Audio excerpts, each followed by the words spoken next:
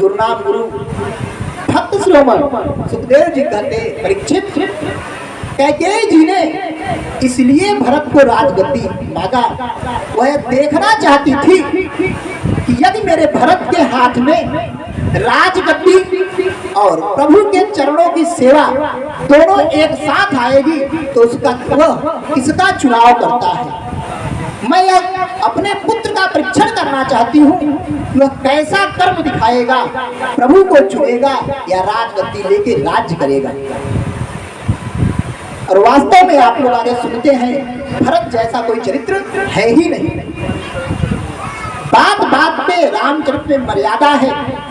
अब जैसे राम जी को वनवास की खबर मिली, सबसे पहले राम जी कैकेयी माँ के पास जा पहुंचे।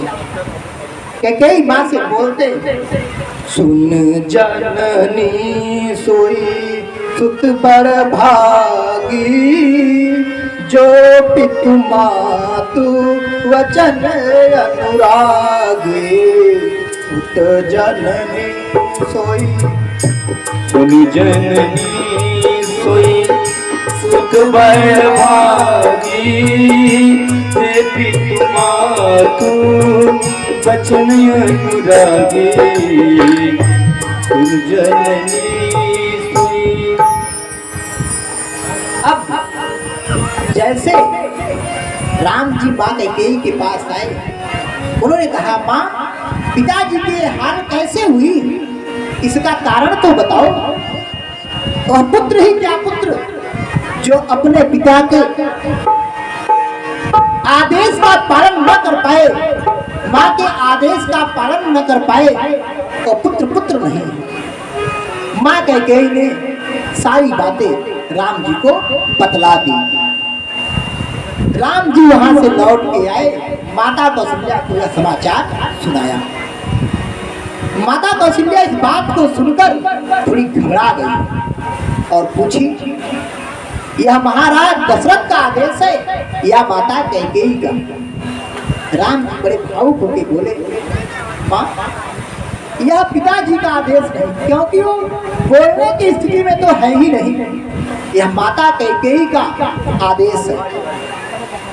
माता कैकेयी का आदेश है। इस बात को सुन के माता सुमित्रा ने भी अपने आप को समेटा और कहा, पुत्र यदि पिता का आदेश होता तो मैं तुमको एक बार रोक देती, लेकिन यदि माता कैकेयी तुमको आदेश दी है तो अवश्य तुम उनके वचनों को निभाओ, क्योंकि कैकेयी जैसा आपको प्यार करने वाली कोई माँ नहीं।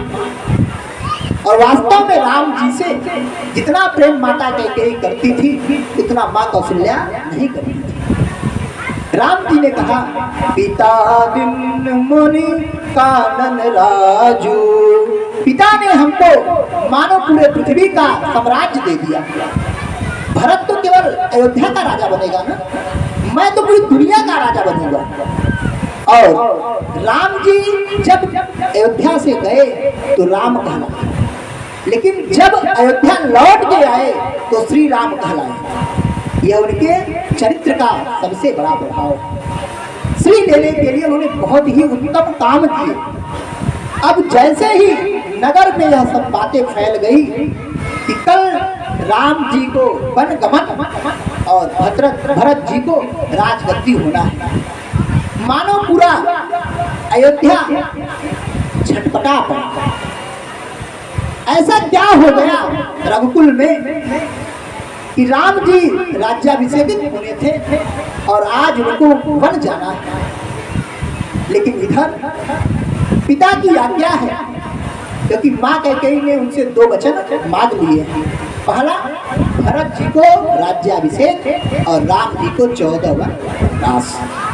महाराज परीक्षित ने हाथ जोड़ के फिर खड़ा हो गए, गुरुदेव हमें समझ नहीं पाए कि 14 वर्ष का ही वनवास क्यों, 10 वर्ष कर देते, 12 कर देते, 15 कर देते, 14 ही क्यों?